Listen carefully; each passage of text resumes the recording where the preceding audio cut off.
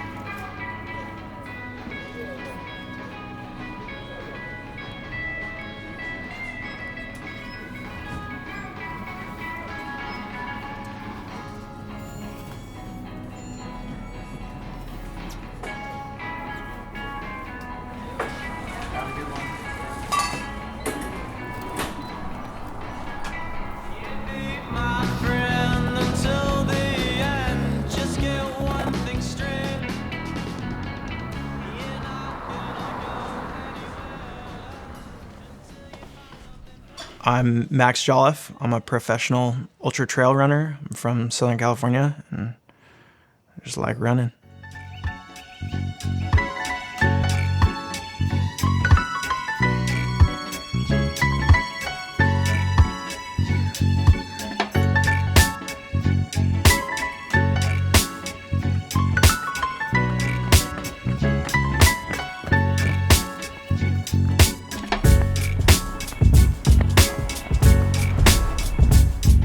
Grew up in Newport Beach, surfing, skateboarding, and then found running a little bit later in life and been running since probably 2017, competitively since 2019, ultras since 2021.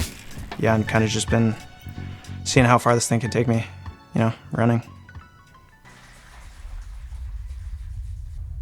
So I think I'm a very obsessive person. I've struggled with substance abuse. I've been sober for 12 years. It's a big part of who I am. That has kind of, in a long roundabout way, led me to discovering running. Drugs and alcohol used to always be the fix or the solution for whatever I felt like was ailing me, and running has kind of like taken that place in a way. I think it's day 1009 of the run streak. I keep telling myself, like, I'm just gonna keep it going until I'm either too sick or too injured to run at least a mile. I'm not gonna not run a mile, unless I'm like dying, which is probably what it's gonna take for the streak to end. But yeah, it's just kind of everything in my life. There's always something that I'm obsessed or addicted to, and it just happens to be running now, yeah. Crank this baby up.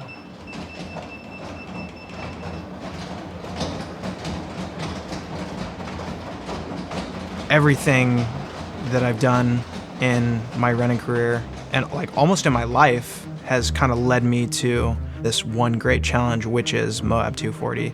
After running my first 100 miler and meeting Jesse Haynes, that dude was like on my radar. And after he beat me, he went on a couple months later to run Hard Rock 100, and then a couple months after that, win Moab. And I was like, holy crap, like this dude, he's kind of from the same area that I'm from, along with Sally McRae. So both of the winners last year at Moab were both Orange County people, which was like, holy shit, like I gotta try this, My name is Jesse Haynes. I'm an ultramarathon runner, and I'm the most recent Moab 240 winner. So the Moab 240 has many different aspects to it.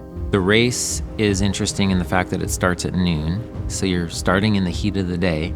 It's a dry race because you're in the desert.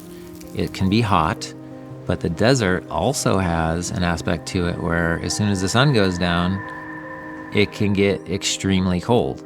So you have climbing, you have descending, you have flat, you have dirt, dust, sand. It's all over the place. The Moab 240's, it's got everything. Moab being so difficult having so many different challenges, trying to juggle nutrition, hydration, shoes, gear, sleep. Like, these are all things that I've been working on, and it's all gonna kind of come together, hopefully well, during Moab. The main thing for me was the fact that there was sleep deprivation involved. So it can be challenging to remember when to eat, when to drink. If you're on the trail, it's so tough to know when the last marker was. You know, if you just saw one 5 minutes ago, was it 5 minutes ago that I saw that, or was it an hour ago? That's what happens when you're sleep deprived. You have no sense of time. I mean, don't get me wrong, I'm scared, man. Like, Moab is, I mean, any 200-mile race, it's like multi-day stuff is insane. I don't know how my mind is gonna do, how I'm gonna handle just running so long on such little sleep. I think Max's greatest aspects to his racing is the fact that he just doesn't quit. I have a never give up mentality. Like, I know 100% for a fact that I'm gonna finish this race, but it's just how fast am I gonna finish it?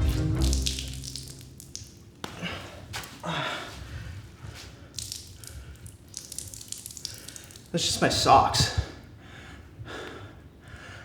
I'd say about 1.5 liters of fluid loss, like 1,500 milligrams of sodium. So make sure you drink your fluids and get your salt in, kids. All right.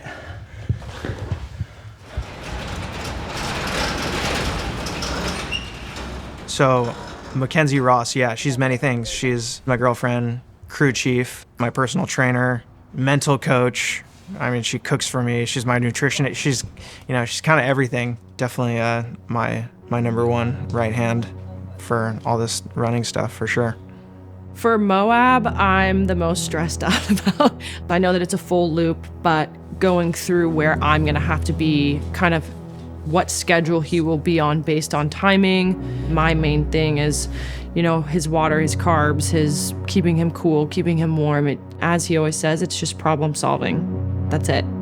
I'm just hoping we can get through 240 miles of problem solving, basically. The prep has started. These are all Max's aid station bags. I've just been watching him put all of this together, literally down to the type of water liters he's gonna need. We counted out carbs, and each mile is on the bag. It's printed for each aid station. All of that's possibly gonna change if I end up going slower. Yeah. So You can put them in, let's see, at Bridger Jack or the island, so you don't have to carry them out of there. But yeah, that's actually a smart move. Bridger Jack is where the fire begins. It looks like a mess, but there's a method. this is all so I know where I'm going. So you don't let me perish in the desert. And Okay, so what how to much give him? water? The Oasis, I'm gonna need 2.5 liters. wish us luck. He gets to taper now. What is a taper? Means you don't run as much. Oh, yeah, I don't really do that. So my main goal for Moab is to just run my best race. And I think if everything goes right, and I nail my sleep, and I nail my hydration, and I nail my nutrition, and my gear all works out, then I think I definitely have a chance to win, for sure. Yeah. I think on a really good day, I'm winning.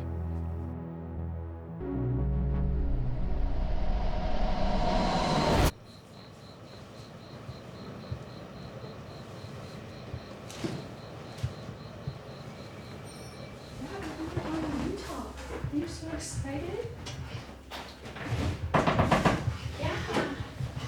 Yeah, honey, your dad's gonna run 240 miles.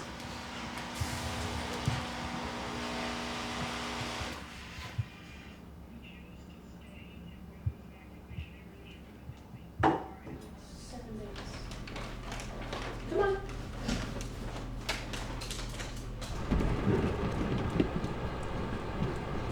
It's just about 6 a.m., 6:01. We just loaded up the van, and we're about to head out to Moab, Utah.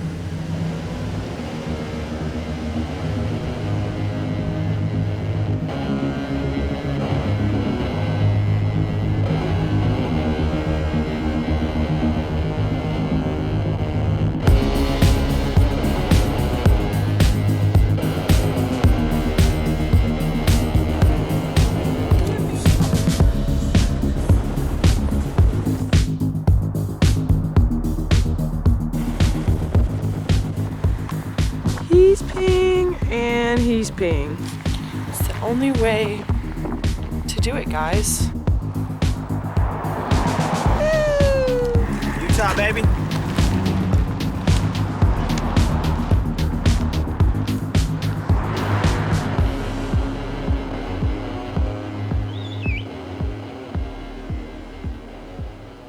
For the last almost month, I've been just trying to not think about the race just because it's like so daunting and such a huge undertaking, and like the fear of impending doom is upon me. It wasn't until I showed up there where I was like, this is real. Fuck, I just want to start this race. I don't like all the prep and all the stress and shit and trying to remember a million things. Yeah. I just want to start running. You're going to take that with you, so you go through medical, GPX, and mandatory gear check, and then at the end, you're going to turn it in to get your swag. So we showed up to the start line a day early. I picked up my bib, got everything set up.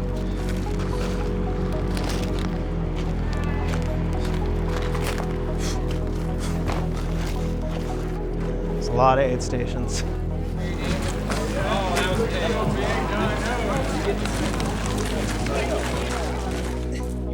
Ran into Andy Glaze, and this man gave me from perfect memory, almost a turn-by-turn description of the entire course from memory. Just rattled it off his head in like 2 or 3 minutes, which was mind-blowing. Then we're gonna hit a single track, and it's gonna be like up, down, a little technical. His rundown of the course was just like very straightforward and like easy to digest. Yeah, it was cool just getting a little bit of last-minute beta from him.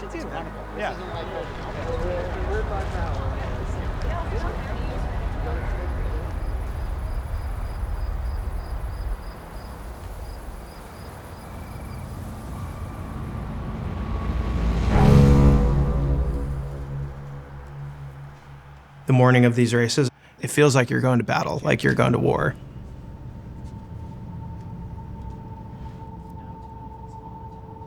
You know shit's gonna go down and you're gonna get beat up and it's gonna hurt, and just knowing that that's coming is enough to like make you kind of shook.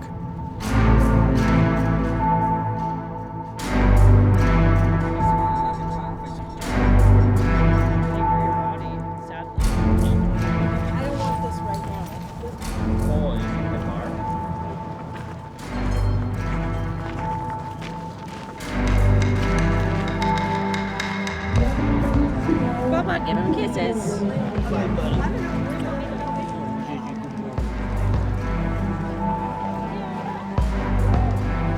At that point, I wasn't really even nervous anymore. I was just ready to start running. I knew I was prepared, I knew I was ready, but I had no idea what was gonna happen. Yeah. If I get lost, hurt, or die, it's my own damn fault. It's my own damn fault. 3, 2, 1.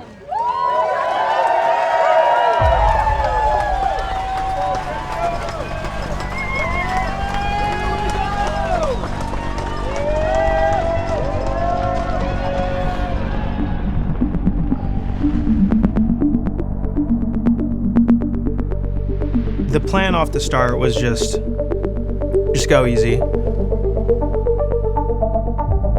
was actually pretty hot that day, so I knew I didn't want to get super zapped by the heat, so I knew I just needed to be calm, take it easy.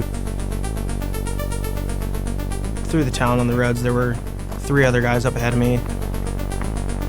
I caught up to them and I saw bib number 218, Harry Simbertis, and I was like, oh, there he is. Harry's arguably the greatest 200-mile runner like ever. And I kind of knew going into this that if there was anyone that I was going to be doing battle with, it was going to be that guy. I was psyched to be running with him, and then we hit the trail and he kind of just dropped me. He took off and I was like, okay, we're doing this.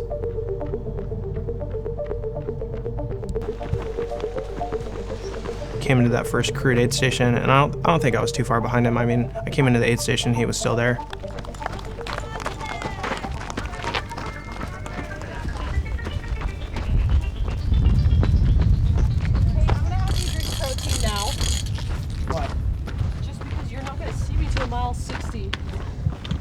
Can you have a little bit?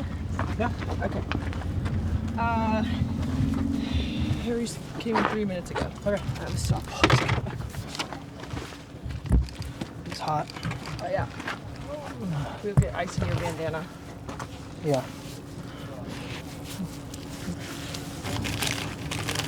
How do you feel? Shoes okay? Yeah. Everything's kind of whatever. Okay. Doesn't mean anything. I don't know. I knew I just needed to keep moving and flowing. I just wanted to get in and out, just quick pit stop. Got my bottles refilled. I got a bunch of more gels and fuel in my pack, and then just more ice to try to manage the heat, and then took off from there. All right, I'm going. See ya.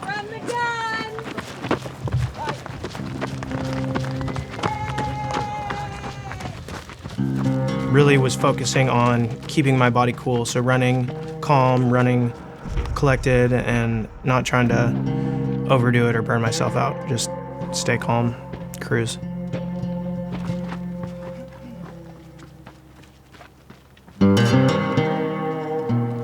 Like 30 seconds after that aid station, we made a wrong turn, and that was the first little part that I encountered a little error of a wrong turn, but we got back on track pretty quick.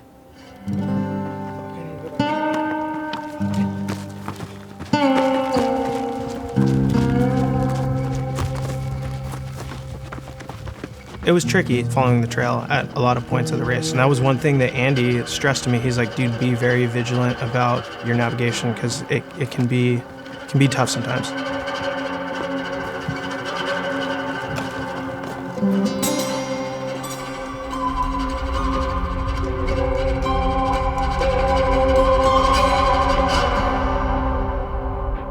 So last aid station was mile 16. He's obviously still really fresh there.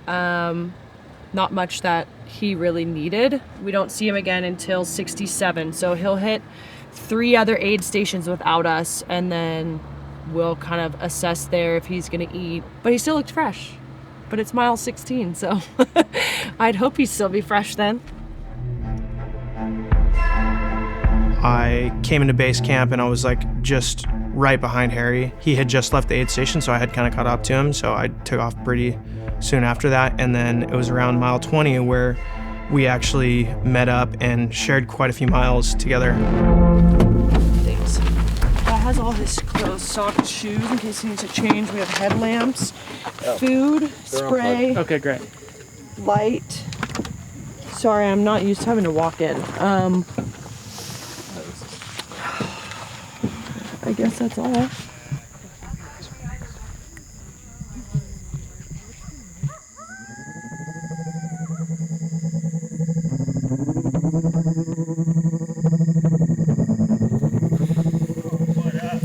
Came into Indian Creek at mile 67, and that was like kind of my first like real stop that I took. Okay, nice. I was starting to get some blisters, so I needed to get that addressed. Yeah, for my feet. Mackenzie, you might have to do a blister pop. And then another 24 after that, so you might want your poles to get into shape.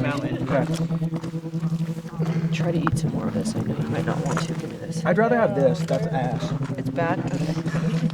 I was a little disappointed that I already had some annoying blisters, but it's just, that shit happens, part of the game. Oh, like time's up. Can you get those blue poles out of there? Thing is, neither of these. Do you need anything else? No, I'm good. I appreciate you guys. Absolutely. You're good. Just remember, steady. Okay. Yep. All right, I gotta go. All right, pick up the pace. Let's go. Nice job,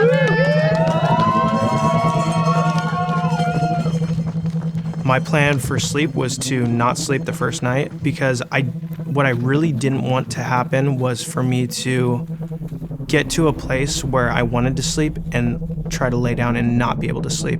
So I was like, if I can just make it through the first night and then the second day and then into night 2, if I was gonna sleep, I knew it would be a little bit easier night 2 if I hadn't already slept night 1.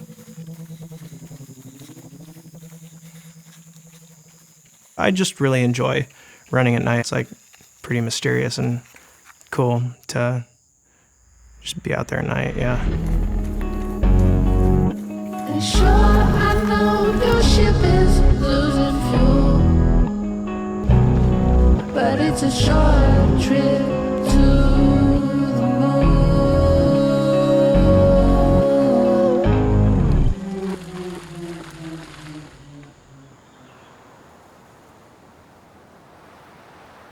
Me and this little man slept in the van. We saw Max last night around 1 a.m. at mile 67. And then we're now going to eat some breakfast and head to mile 114, which is essentially our halfway point. Like a long time ago, and right when they started. He's at mile 107 and a half. So 7 more miles. I think he's climbing a little bit, and then he goes down and up to 114. And then there's another climb after. So this is a pretty big, Because we found the spot where 17 miles straight uphill.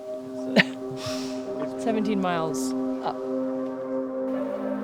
The climb that started up to Shea Mountain was the first kind of hard stuff that we had gotten into. And Shea Mountain being the high point of the race, it was a pretty steep, direct climb up that mountain. That was when my toes really started to hurt. And it was the first time where the aid station just seemed so far ahead. I'd think I was there, and then it was just I'm not there yet, I'm not there yet. It was the first one where I was like, dude, where is this aid station? How far am I?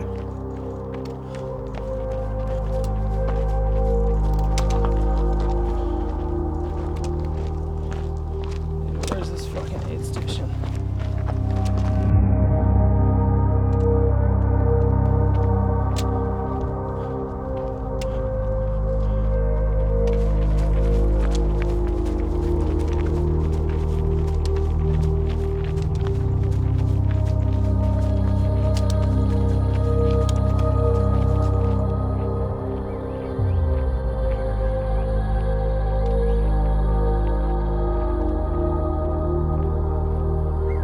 I finally came in and I was like, we need to figure out my feet now. That was the first big reset where I just wanted to rinse off. It was so salty. I had really bad blisters. I mean, they had been taped up, but they had filled back up from the tape. So I just had a ton of pressure in my toes and it was very, very uncomfortable. Yeah, just get my feet sorted. That was the biggest issue at that point. But it was the first time that I had seen all of my friends, It was cool seeing all those guys. Fuck you, baby. Woo! Come on, dog. I'm so glad you guys are here. Come on, dog. Let's get this shit. Rinse off. You want to take all your tape off and redo everything? Yeah. And this was probably a mistake on my end because I was in so much discomfort where I was we need to just take this tape off and retape it, which was not the move. Because when you're pulling the Leuco tape off of a blister, it's really sticky, so it's peeling the skin off. So it was one of the most excruciating things that you can experience. And yeah, it was just torturous, man. Try to breathe. It's almost off. This is the hardest part. This is not gonna feel good. In through the nose, out Good, through good, the good, mouth. good. We got it. There you go. Breathe. Good. It's off. It's off. It's off. Okay. You guys are torturing me. That was the first time where I was in some serious pain, and I was like, shit, this is mile 112, and I got 130 more to go. Fuck. This is gonna be gnarly. Aid station. He looks so like 12 hot. miles. 12 miles. I know, he looks so hot in that shirt. You got poles? Don't need them. How your feet feel? Fucked, but Do you want any ibuprofen? no. We go uphill? I was able to get out of there before Harry even had come in, so still had a decent little gap on him. Bye. Come on, baby. Break the toes in. I always have like a sense of urgency at aid stations. Like I don't ever want to stay too long. So it's just like kind of get in there, address what I need, get my stuff sorted, and just keep moving. Like always in my head, I was like, I just need to keep moving. And then at Shea Mountain was the start of the trek with the boys. Aftermath. He looked great. I mean, he's a little tired, but that's what I figured. I'm glad he closed his eyes. Toe was looking very scary. We were like peeling the tape off and it was just skin with tape. So hopefully that doesn't bother him too much. I'm just gonna leave it next time. I think we shouldn't unwrap it again, but he looked good to me. He kind of did the shuffle out like this, but it was good.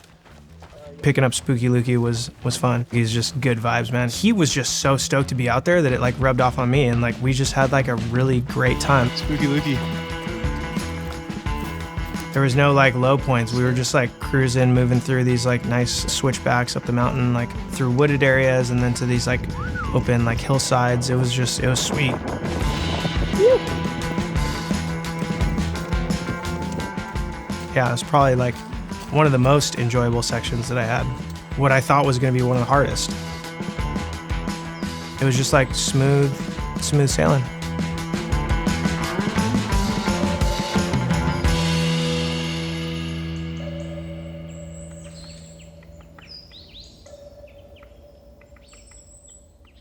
We cruised into Monticello Lake, Limoncello Lake, Monticello, whatever.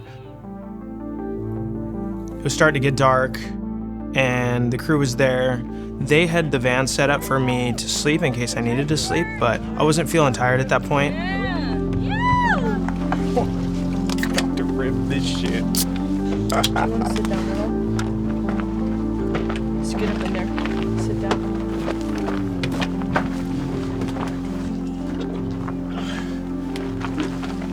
Do you want to rest here for 20 minutes or 15 minutes? I'm not gonna sleep. I talked to Jesse and Jeff, and they were like, if he can sleep right now, have him sleep. I'm not gonna, I don't know, maybe the next one. Okay. We are not gonna unwrap those again. I wanna get out of here before he shows up, so. You will. You're doing great. We're gonna go. We are going to go. I knew I still had a little bit of a lead on Harry, and I was like, I don't feel like I need to sleep right now, so I just wanted to keep going and just maintain this little bit of distance that I had on him. But he was definitely gaining on me at that point. All right. Let's go, Bill. Okay, go. Cheers. Get out. Get it, guys. To the right. On the dirt. This way, straight. Let's fucking go. I wanted Bill with me because I knew he would be able to push me in that section of the downhill, but that was like, at that point, I was like, damn, this is the hardest section. What would seem like pretty straightforward and easy was just like, the terrain was just so brutal. Leaving the aid station, there was some pretty smooth dirt road, but it got very rocky and just treacherous.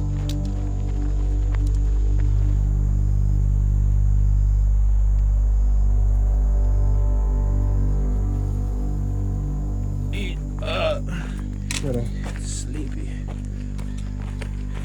Mac's been leading for the last 100 miles. We are absolutely on a rocky ass road. We got about 3.6 miles left. I haven't slept in almost 48 hours. Max hasn't slept for almost 48 hours. I was definitely asleep 12 hours ago, but who the fuck cares? 140 something miles. How you feeling? Oh, terrible.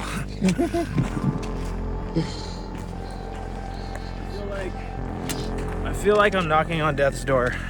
Like, yeah. Well, at least you got a new haircut. At this point, we're at mile 143. The last like 2 or 3 miles coming into that aid station, me and Bill were pretty much walking. From the downhill, my quads had just gotten so destroyed that I could barely walk. Like I was stopping and just like leaning on my trekking poles. And there were moments where like I told Bill, I was like, I don't know if I can do this. Harry's gonna catch us. Like the world was kind of like collapsing on me, and I was like, fuck, this is not good. And then we came into that aid station and I was like, I don't know how the fuck I'm gonna run 100 more miles. It was just like I could not comprehend how I was gonna be able to get my legs back and how my body would be able to continue. I was like, there's no way. Oh my God. I've never been so excited to brush my teeth. Dude, I need my legs to come back. Your legs are gonna be fine if you rest. And you need to put no like, on and you're gonna be fine. Get in the chair and reverse. We got it. I need like an hour. Like I don't care if he even leaves before fine. Me. You can sleep for 30 minutes and you need to put your... I hope I can fall asleep right now. Don't let shut the fuck up. Yeah. Okay. Can you guys close? I had slept for 40 minutes and then I got up and he was taking off. So I was like, all right, let's go. And got my shoes on, got my vest on, and picked up Mark. And actually, my legs felt better. I didn't know how I was gonna feel after the reset, but I was like, all right, I can keep moving. It's quite a bit stressful being in the front, being in the lead, having someone chase you. So I was like, I don't wanna be chased. I just wanna sit here and I wanna chase him now. It's about fucking 2 in the morning. Saturday. Oh, it's Sunday. Oh shit, it's Sunday. Yeah. Mark's a demon, man. Intense, like, killer mentality. The plan was to just stay there and hang, maintain, squeeze, and just put the pressure back on him.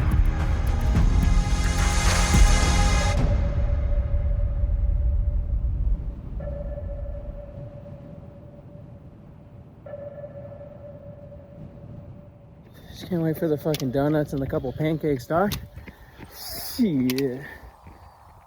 The sun was coming up and I was just like, my legs were feeling good at the beginning, but by the time we came into that Road 46 aid station, my legs were shot again. They were done.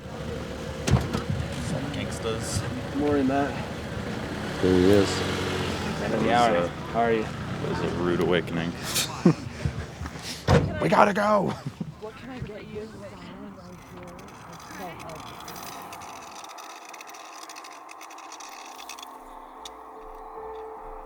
I would like lean over and look at my quads and they were like, my muscle fibers were just dancing. And I was like, dude, fuck, this is bad. Coming into the aid, like can barely walk. I'm like, how the fuck am I gonna run another 100K, another 60 or 70 miles? Like, there's no way. Like, this is impossible. Like, I don't know how I'm gonna do this. Yo, we're right here.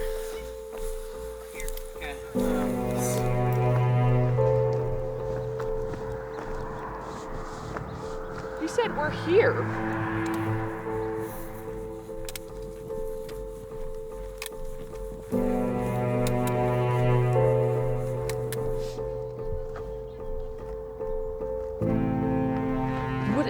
What is this? The world's longest mile?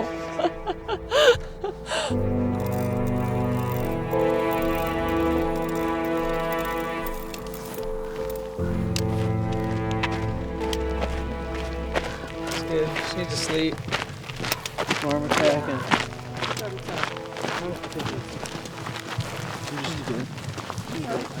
I just need to reset. Like, I felt so good leaving the car the last time. Let's do it again. Let's do the same thing. 20-minute power nap. Will someone charge my phone? My watch died again. Yes, you're good. Charge my phone. I don't know what's wrong with this watch. Okay, what's next? Gloves. On you sleep on. I have a timer going. Just getting like 20 to 30 right now. Everything in my body is like saying, you're done, stop. Like, this is over. But mentally, I'm like, I can't. I just need to keep moving. I was just like, please, God, give me my legs back. Like, because they were just shot. They were done.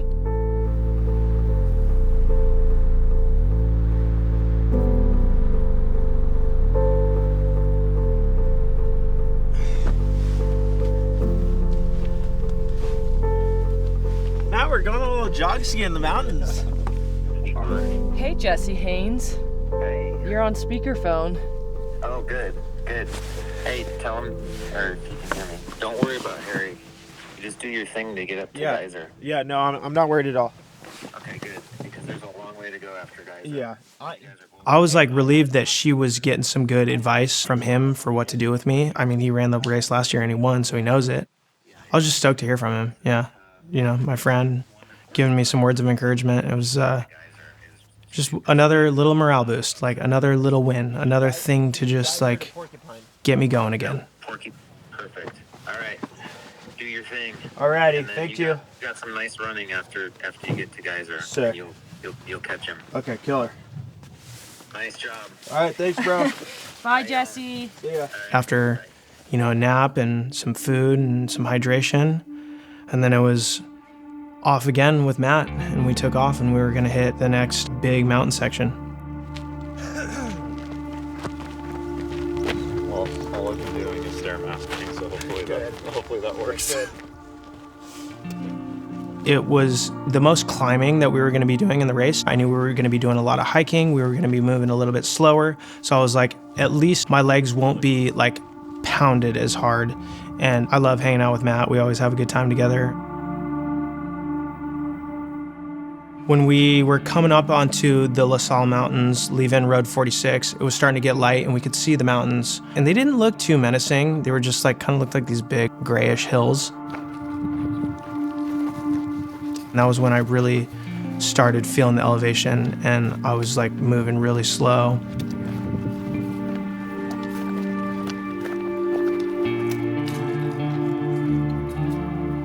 There were moments where we were moving like less than 1 mile per hour. It was just really tough. And there was a lot of climbing on really loose, rocky stuff with aspen leaves on the ground. So it was rocks covered in leaves, so you have no idea what you're stepping on. And just these winding turns through these mountains that when we were coming into them, it was like, oh, these don't look too bad. But it was just like, once we got into the mountains, it was like never ending.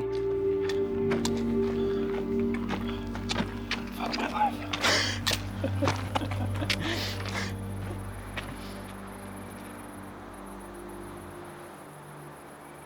So is Max still 5 miles out or what?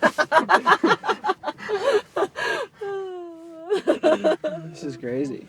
It's the longest 5 miles he's ever ran. I'll tell you that much. Matt and Max went about a mile off track, it looks like, and now they're back on, heading back that direction to go up the correct path.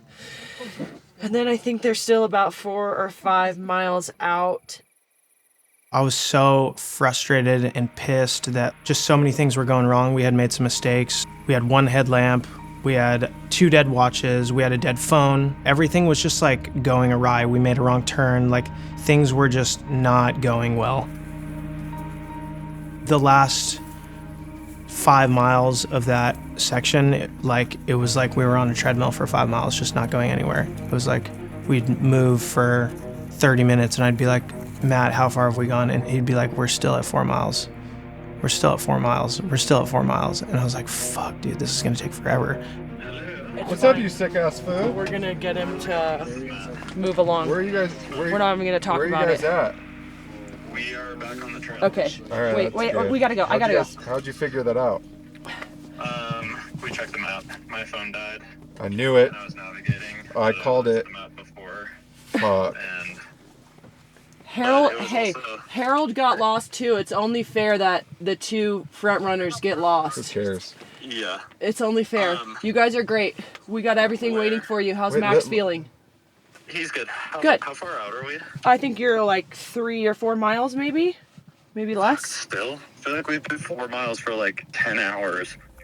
And then that last like 4 miles took like over 2 hours, which was just like so daunting and frustrating. You're like, dude, where is this aid station? When is this gonna end? Like, I just need to get out of these fucking mountains. It's completely downhill and runnable, and I think that he should go alone. Personally. I don't think Matt didn't sleep. He's been running for 30 miles, and I think it's gonna be too hard on him to run another 60. He cannot drop his pacer. If Matt, for any reason, has something wrong, Max has to wait for Matt to get to the finish line. If he wants first place, he needs to go by himself. That's how I feel. If that's what he's shooting for, if he's gonna try to catch up. Maybe he's not. Maybe he's okay with the second place, which is, it's fucking phenomenal. Whatever he wants, but he just needs to finish the race at the end of the day.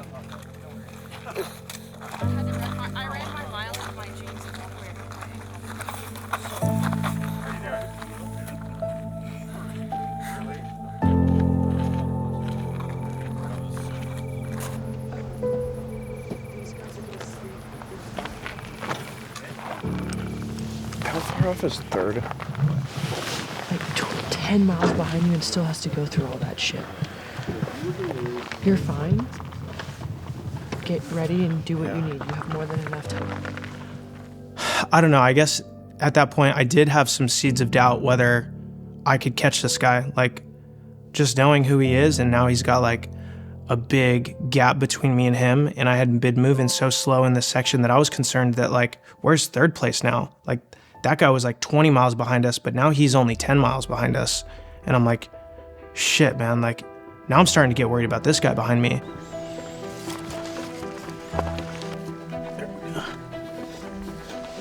Okay, can I get you to take another bite?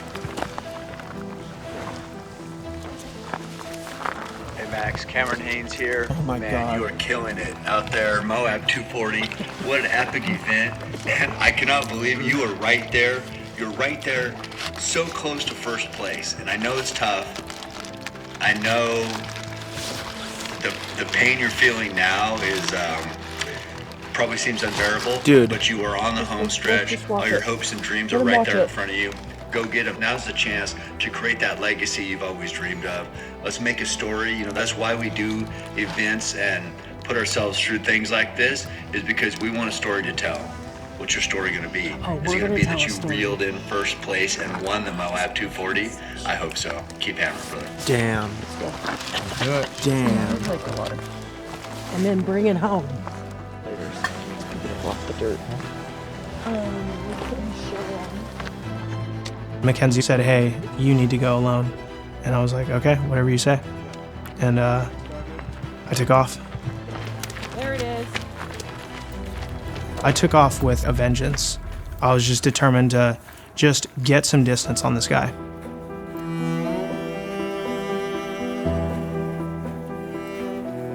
It was just like I had gotten the perfect storm of inspiration, adrenaline, food, hydration. I got some new shoes on. I was like, all right, if we're gonna do this, it's gonna be now. Like, let's fucking go. It was fucking on. There was nothing more that anyone could have done for me. I just needed to go on by myself and just dig as deep as I possibly can to make this Hail Mary move and try to win this thing.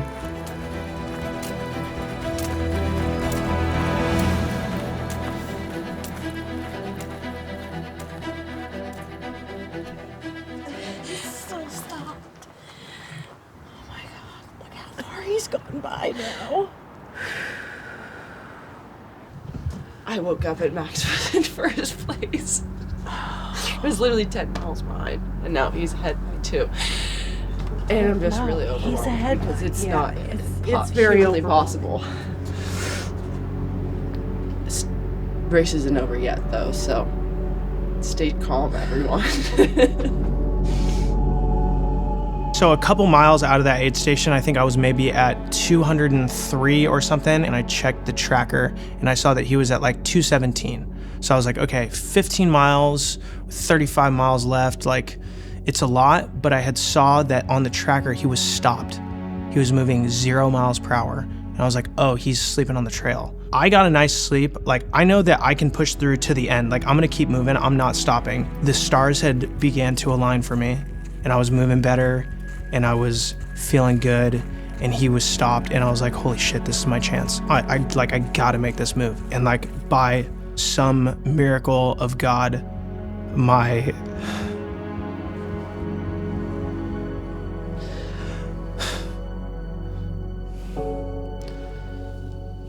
legs were just like gifted back to me.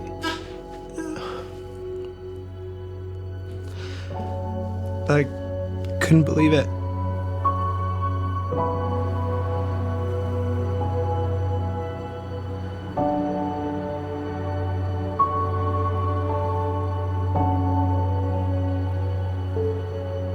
I check again and I got 11 miles on him. And then I check again and I got 7 miles on him.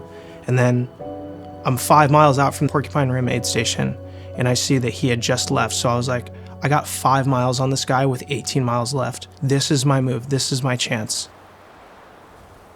Came into the Porcupine Rim aid station and I was possessed. I didn't even stop. I filled up 1 water bottle, threw some gels back, and I took off. I probably stopped for like 1 minute. I was running. I was like, this is my Hail Mary. This is it. I got him. I knew that whoever was going to be in front of me was him. I didn't know if he had a pacer with him or not. I came up on someone just sitting on the ground on the trail just before sunrise. And I was like, hey, Harry, are you okay? And he was like, oh no, I'm Harry's pacer. Like, he's asleep in the bushes right here. I'm like, are you guys okay? Do you need anything? Like, is everything good? He said Harry's body was just shutting down. He was having a rough go and he just had to keep sleeping. And so that's when I took the lead back. I think that was 15 miles from the finish. I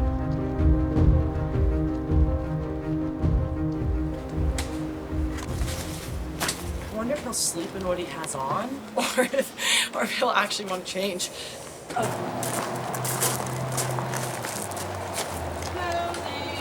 time to change.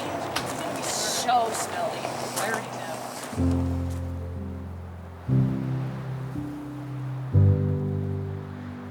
I couldn't believe it. I could not fucking believe it. I was gonna win Moab. And I was just crying, man. I was just by myself. Just running, fucking crying for like 10 miles.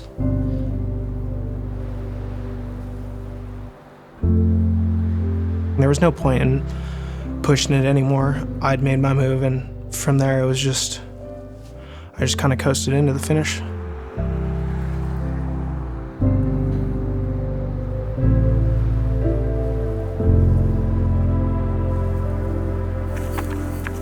I literally saw my name carved in a tree and also a private road called Max Lane, where I thought I was hallucinating, but they were both real. Coming into the finish line, just another surreal moment where I'm running alongside Jeff, and it was like quite literally 1 year prior to that, I was here at my house on my phone watching the YouTube stream of Jeff running in the exact same place, running my friend Jesse Haynes into his finish last year when Jesse won. It was just crazy. Like I couldn't wrap my head around that this was happening to me and that I was about to cross the finish line in first place at Moab 240.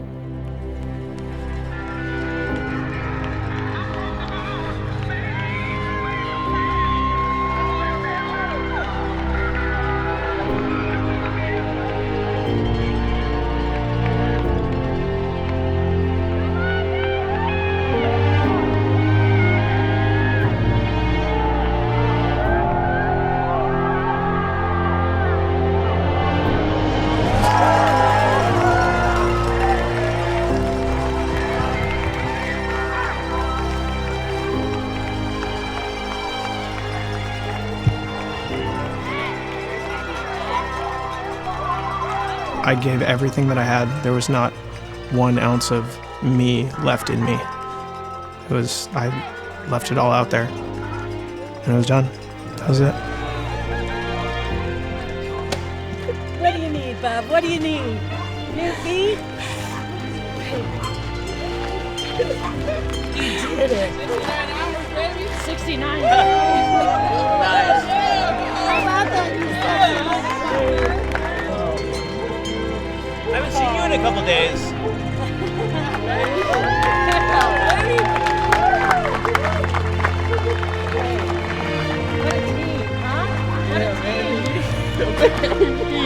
Fuck yeah, dog.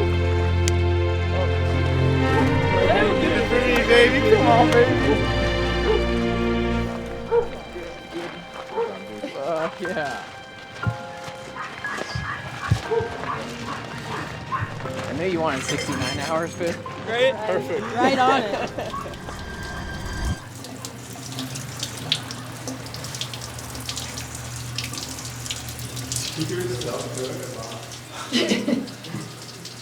But like, what do I do now? I don't know. Fuck.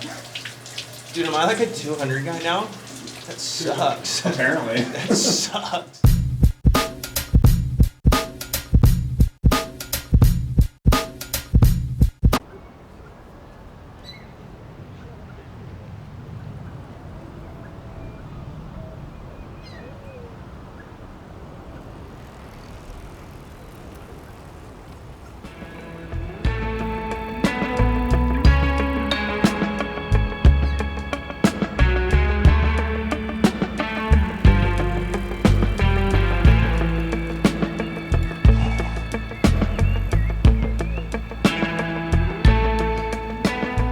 It's not like any of this is over, like this is just the beginning for me, still, you know? So, we're just gonna keep moving.